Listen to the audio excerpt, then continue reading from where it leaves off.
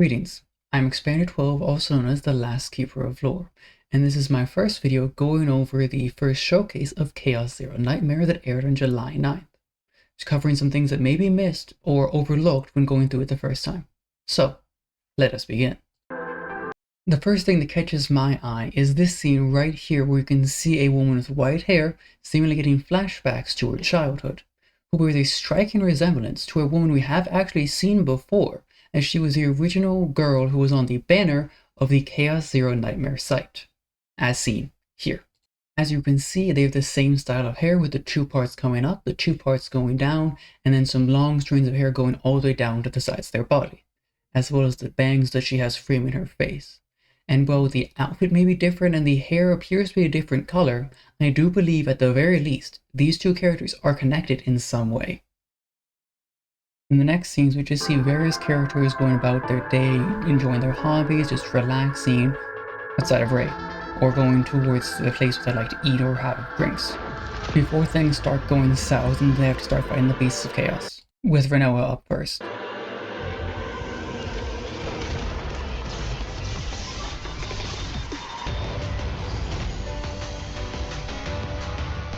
Coming up in a second, we're going to see a girl with a painting which is a cat coming out of it, as well as two other paintings with eyes in them. We saw for a second behind Yuki right here, so if we look in, we can see that she has three paintings with her, one circular, one rectangular, and then a second rectangular painting with what looks to be a sort of shadow cat, likely some sort of familiar. And we have actually seen her before, and she was on their promotions on their Twitter/X account, as well as on the first World Preview trailer, where it showed them all painting out of the SS Nightmare. And we have some more scenes of them going about fighting, as you can see with Rin here, as well as Meilin, who's the martial arts fighter using fire attacks. And then we see Ray getting terrified again. And then it ends with us seeing all of our agents dying in various ways where things start going south.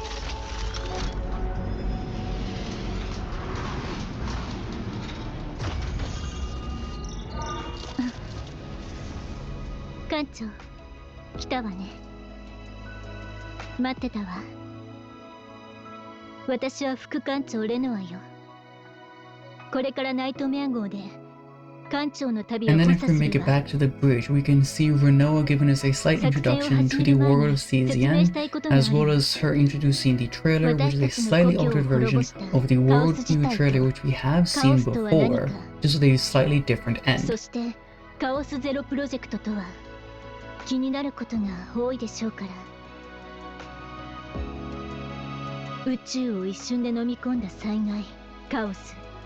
始まりも終わりもわからない未知の恐怖の中で、宇宙のほとんどの惑星は生命が生きられない不毛の地に変わってしまった。正体不明の黒い霧、カオス。この恐ろしい災害についてはもっと詳しい説明が必要ね。And one important thing to note before we get into watching that trailer is that the world of CZN is actually inside of the multiverse of Epic 7, as seen with slight nods and references with Chaos, Chaos Gates, and other corrupted forces that we have seen before in Epic 7. This warning sign, as well as this redhead directing the soldiers, is actually referencing a sub-faction within that of Terraskeon that covers medical research as well as R&D for technology. And they're the ones that greet us when we wake up in the medical bay at the start of the second gameplay trailer.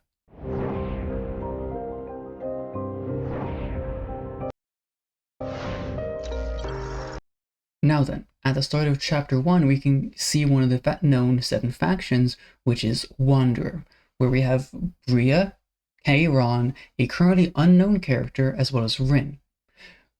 But what we know about the characters is that Kairon and Bria are wanderers who go about Chaos Gates, living in the Chaos Dimension, and then Rin just moves about, doesn't have any home, and then we have this woman, who we do not currently know who it is, who I believe is actually Asaria from Epic 7, based on the elven ears that she appears to have, as well as her overall slender build.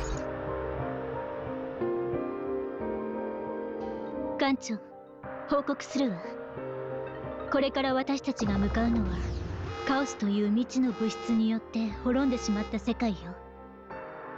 地球を含め数多くの惑星がカオスに侵食されて、生き残った人類は無限の箱舟生活を続けているの。カオスはその名の通り混沌そのものよ。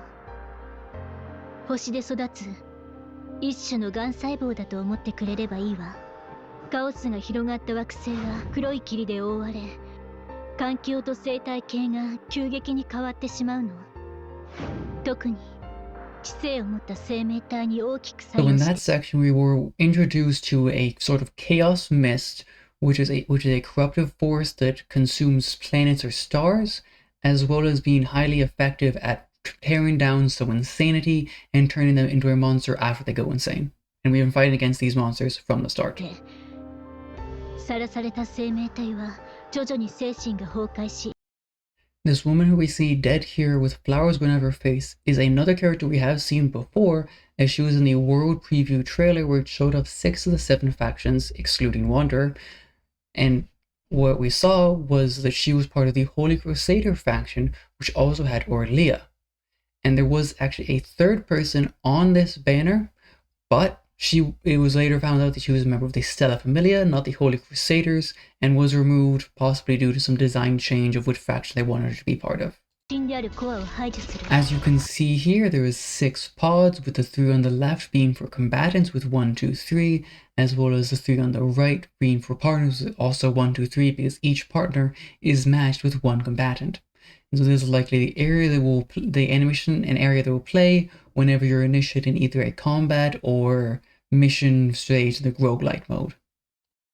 As you can see here, you can now see the people inside the pods with Rin, Veronica, and Cassius as the combatants. And on the right we have Priscilla, which is how I knew that the right side was for the combatants, as she is a partner on the official CZN site. And then we have next to her, we have a guy I'm calling Clowny, because we do not have his actual name yet, and he's a fish in a bowl on top of a robot body. And then lastly, we have the Queen, who is the unofficial name I'm giving her, as we do not currently know her name, but she is the primary person that was featured on the Silema art in the World Preview trailer. コアを排除する。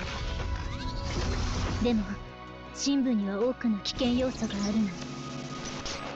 カオスエネルギーで汚染されたエリアでは方向感覚を失いやすく、 Here we can see several characters' mind break status, or also known as mental breakdown. の症状を経験することになるわ。こういうカオスの中で任務を遂行するためにはファーストという存在が必要不可欠なの。ファーストは帝国が作った対価。 And we can see here that the Proto has gone through a massive design overhaul from where we last saw him, which was with this design in the silhouette. His new design is more akin to that of something of a military or navy uniform, which is fitting for his position as the captain of the SS Nightmare, and he looks more respectable, more trustworthy than his more shady looking design that we had before. And personally, I really like his new design. And with him having a serum called Adam, which creates Protos, I'm very curious what sort of biblical ties they will put into the story of Chaos Zero Nightmare.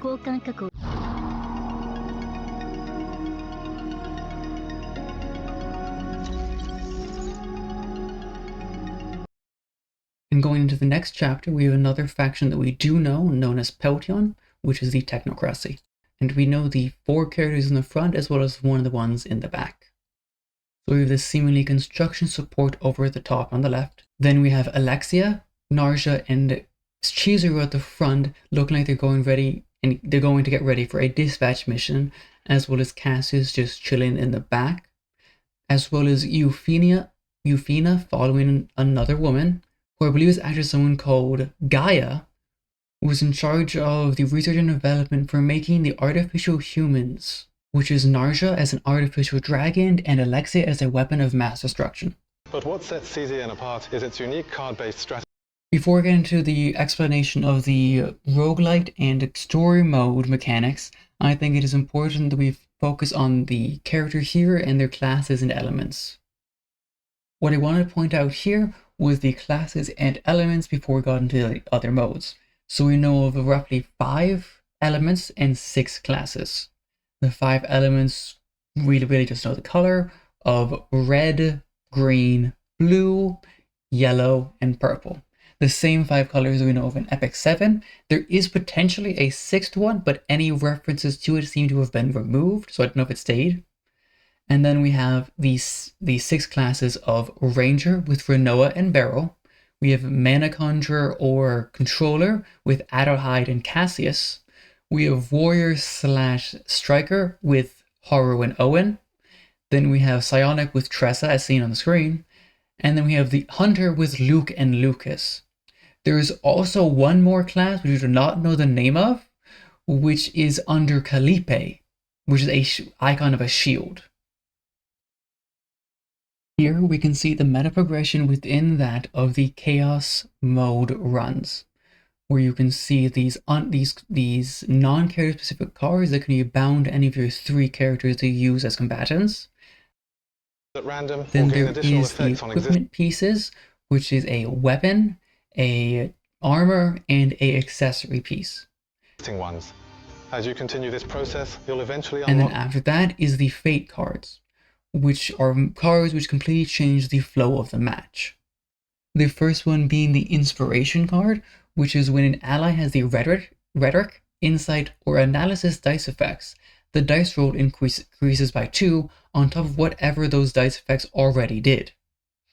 Then we have the leadership card, which replaces 3 basic cards, which is the lowest rarity cards, with random rare neutral cards. So it upgrades the rarity, but makes them neutral cards rather than character specific cards.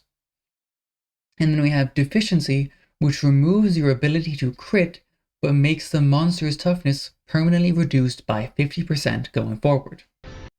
And here we have something not really covered in the showcase video, which is the flash effect, which is where a godlike entity like the deer seen in the background gives you a blessing which allows you to upgrade or enhance one of your cards to either do a stronger effect of what it already does, or a different effect to change your build to better suit the deck of cards you currently have in your hand for the specific character. Stress builds. Once it crosses a certain... Another strategy point you need to pay attention to about the mental breakdown mechanic is when an agent suffers the mental breakdown status, your maximum HP is reduced by 1/3. Well, currently it is unknown if this effect stacks, so if you get all 3 reach mental breakdown, you will lose the run because you have 0 out of 0 max HP, meaning it is a failure, or if it only reaches 1 stack and that you just need to recover them from it. So while the recovery and the mental breakdown status is a very strong relationship, you need to make sure to be aware not to balance that line too finely or you might end up falling off. Promotion. Before they get into the dupe mechanic, it is important to look at the character status information. Where at the top we can see their faction symbol, then we can see their stats like HP, defense, attack, those sort of thing. Then we can see their cards, which will contain their starter deck as well as potentially including the pickup cards you could get for them. And then we have the partner, which is like the artifact system of Epic 7 or the weapon and light cone systems in Hoyoverse games, but with a little more mechanics because they add an additional burst card. And then there is the save data, which is where you can take a glance at what is currently saved from the Chaos mode, roguelite mode. And then there is the potential system, which is like the awakening system of Epic 7 or the traces of Honkai Star Rail. And then there's a memory fragment, which I believe is the RNG gear system with substats of either 2, 3, 4, 5, 6, whatever number they want to pick as like the set bonuses, as well as the maximum gear you can have equipped. And then there's the transcend or duplicate mechanic at the bottom, which is an additional effect on top of what the potential system will already give you.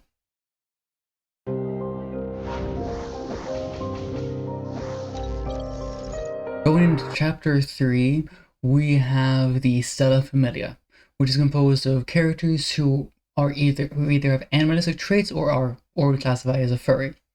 And going from the back to the front, we have Hugo up top, we have Magna below him, we have Sarah looking forward, we have Calliope catching her owl, we have Carl, and then we have the nameless bunny girl getting smacked by Veronica's sleeve.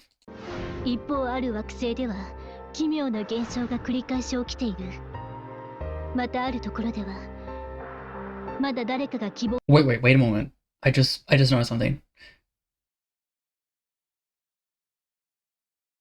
Okay, so as we can see here, we have what looks like to be a chaos incident on top of the Trion, which is the massive empire arc. And it looks like we have the sort of like twisted corruption of the chaos on over here with the red fleshy bits, and we can go in more, and also this massive black superstructure. Here we can see the first 5 chapters of the Cesian story across these 7 locations. You can see them on the Cesian site. is a small chaos located on Earth. Unexplainable new life forms and So based on the signage of this map right here, I believe that Blue Pod is actually in either South Korea or some parts of Northern Europe. Based on the signs you can see here, like the 30 kilometers per hour sign, as well as a pedestrian crossing sign, which is specifically in parts of Europe. But since we have signs going to both locations, we cannot say for certain which one it is, but I am more partial to believe that it is in South strange Korea. phenomena have been detected. And in this hangar we have what looks like to be a Boeing 737-200 airliner, which its entire place has been completely overrun by the twisted chaos. This is Trion, a massive arc orbiting the imperial capital, home to the Empire's legislative, judicial, and administrative core. Even against its grey, desolate backdrop, the place still brims with life. And here we have our first mention of the Empire Super Faction, as it is a faction which contains the Holy Crusaders and troops or forces outside of that, which could be added as later factions. Planet Spitz and its satellite Elvera are designated as independent sectors, compared to the mildly contaminated chaos found throughout the region. These celestial bodies house an ample supply of strategic resource reserves, making them a paradise for space pirates. A gargantuan... There's very little we can add on to what we know about Spitz, apart from the fact that the story there is likely to be us getting sidetracked by some sort of the pirates, other rogue variants on that planet, to either hijacking our ship or taking some of our supplies. Arc operated by the Holy Crusaders, a subordinate faction of the Empire. Just in time for the Pilgrim's Walk, many devotees are gathering. The Mist City, a medium-sized chaos located on Siren, a planet under the dominion of the Holy Crusaders. And here we have our first planet under the Holy Crusaders, which are under the Empire. And in this planet, this strange ritual, purification ritual they're talking about, is likely a ritual being carried out not by the Crusaders, but by that of the Chaos Cult instead, which is an enemy faction to the Holy Crusaders, which they're actively hunting because they worship chaos itself. There are rumors of a strange purification ritual taking place here. This is the Swamp of Judgment, a larger chaos located on Lino, a planet ruled by the Holy Crusaders. And here we have the second planet under the Holy Crusaders called the Swamp of Judgment. And here I believe we would join Orlia on some sort of journey so that she can atone for the mistakes she made where she was unable to protect and complete the mission with her other members of the Holy Crusaders. The original headquarters of the Holy Crusaders was constructed here during the earliest days of Lino's colonization, but it has since been reduced to a wreck after being swallowed by the chaos. The foretold ruin, a colossal chaos found on Earth. The Holy Crusaders regard the pure... And here we have a second chaos gate / rift on Earth itself, likely in some part of Europe known as the foretold ruin. The reason why I believe it is some part of Europe is based on the Gothic architecture, which was popularized and spread about all of Europe after when Christianity was spreading all across that region. And I believe this is also where the Pharaoh purification that they're talking about is likely the one that Orlia was a part of, that her foretelling abilities were unable to protect them from, as you could see in her webcomic posted earlier this week. And here we have one of the most popular tropes known as the amnesiac protagonist, where the character we are viewing the story's perspective from is someone who has forgotten everything, so they have a reason why everything must be explained to them like it's their first time, because they have forgot.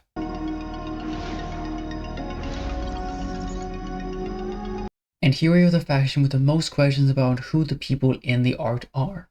we have two people over by Barrow, with the one on the left being, I believe, some woman with a sword in her back with very little else we can learn about her due to her distance from us. And then we have one on the right who is a trapper, poacher, some sort of person with a cage, probably for catching small chaos beasts, either for research purposes or when commissioned by Terraskion or Potion.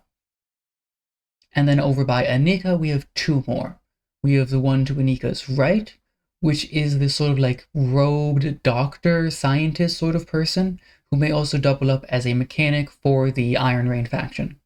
And then there's one to the left of Anika, who has some sort of staff, which we cannot see the tip of, so don't know if it's a spear or some other weapon, as well as some massive gas canister or liquid container on their back.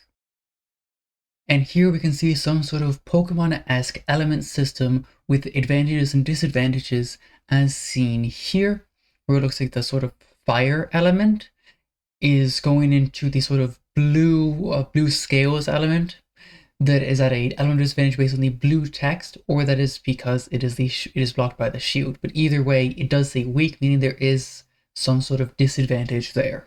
I absolutely love Ray's design, but it seems like the developers have some sort of vendetta against her being actually happy, as she has suffered in every single trailer that they have released so far. As we can see in the first trailer, where Ray is falling out of the pod, with Renault walking towards the Chaos Zero core, after she was presumably crushed by the giant hand. Which can be seen here, where it looks like she gets crushed like a tomato. And here we can see the portion where she is waking up, where I believe the order is the crushing, then it's the waking up, and then it's her falling out of the pod as Renault is walking forward.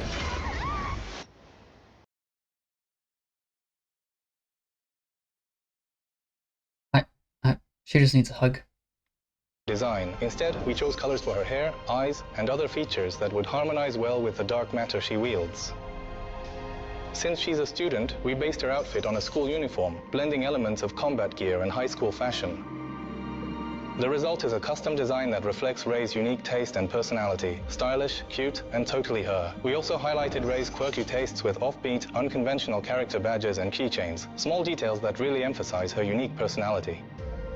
The glove on her right hand and the ring on her left are devices used to control the dark matter that Ray creates. To highlight that Ray is also a skilled combatant, we designed elements that contrast with her cheerful school uniform image, adding a cold and rigid aesthetic to balance her overall look.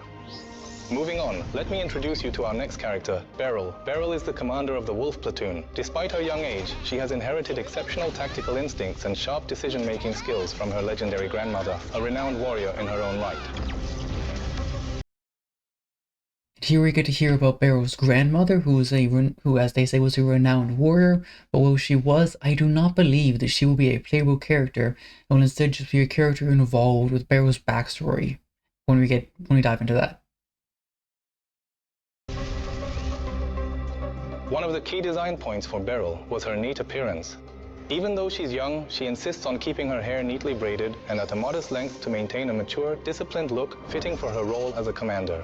Her weapon concept was designed to emphasize power, so we gave her an oversized railgun that looks almost comically disproportionate to her small frame, reinforcing the contrast between her appearance and her firepower. To live up to her title as the commander of the Wolf Platoon, her profile was designed with sharp, angular elements that resemble a wolf's fangs when viewed from the side, a subtle but intentional design detail. Beryl isn't just about her cute looks, she's also warm-hearted and incredibly considerate. To reflect that in her design, we gave her a constant supply of chocolate bars to snack on and bandages to patch up her squad mates' injuries, all neatly tucked into her ammo pouches. These small details show her caring side beneath the tough exterior. Next up is a character you might already be familiar with. It's none other than Karen. Karen is a human born within chaos, wielding the destructive power of the void, a force that erases everything it comes in contact with. Even he has no memory of his own past. He's a nihilistic character who believes there's no such thing as absolute value in the world. There were a few key points we focused on when designing Karen to show the lingering effects of wielding the power of the void for so long.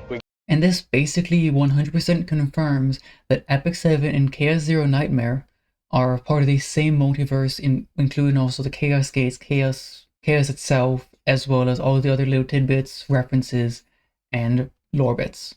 And of course, you can also see his arm, which is the signature sealed power that Karen has always been known that for. looks like it's been consumed by that very power. His tattered black coat and flowing scarf were designed to evoke that haunting, eroded look. We highlighted Kieran's indifferent personality through his unkempt, jagged long hair, a clear sign that he doesn't care much about appearances or fitting in. As a fun side note, we imagined his assistant, Bria, brushing. While it may not be the case that she's actually Tenebria from Epic 7, the name could at least be considered a slight nod in reference to that, as they were always together.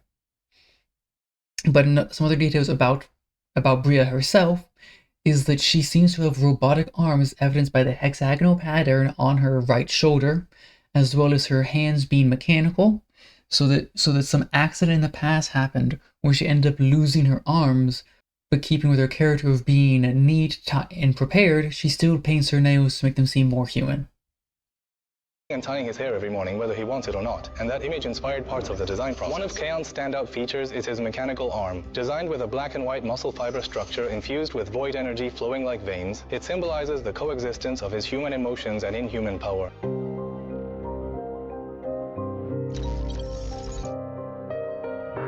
But here, we have my personal favorite faction, that of the dragons, also known as Silema. And of the dragons we can see, we have Priscilla, Aishlin, as well as Solia.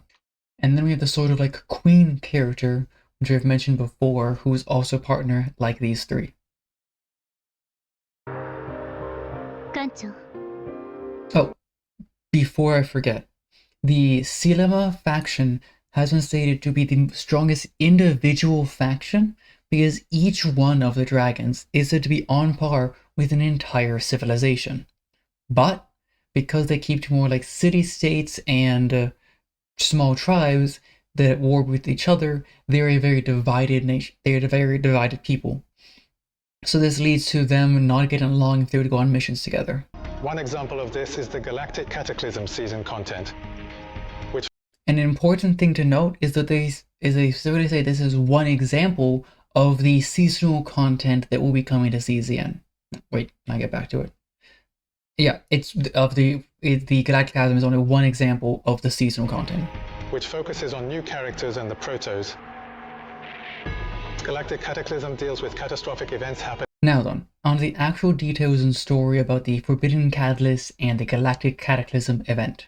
And going into the new companions, we have the Special Investigations Department led by Yuki of Terraskion, as well as Kaguya Pharmaceutical and Company 110, which are both part of Peltion. And keep in mind, Company 110 is the makers of Alexia, so she'll also be showing up here. And we can see that Kaguya Pharmaceutical is the ones who owned Lab Zero, which is where the first season's seasonal boss will be coming from.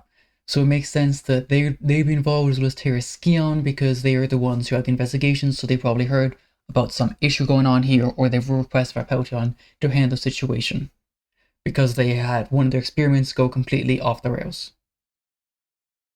And with that, that is the end of my coverage of the Chaos Zero Nightmare first showcase by Super Creative that was released on July 9th.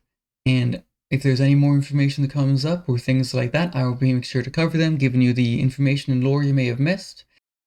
And until 0 turns to 1, I will be here. Keep her out.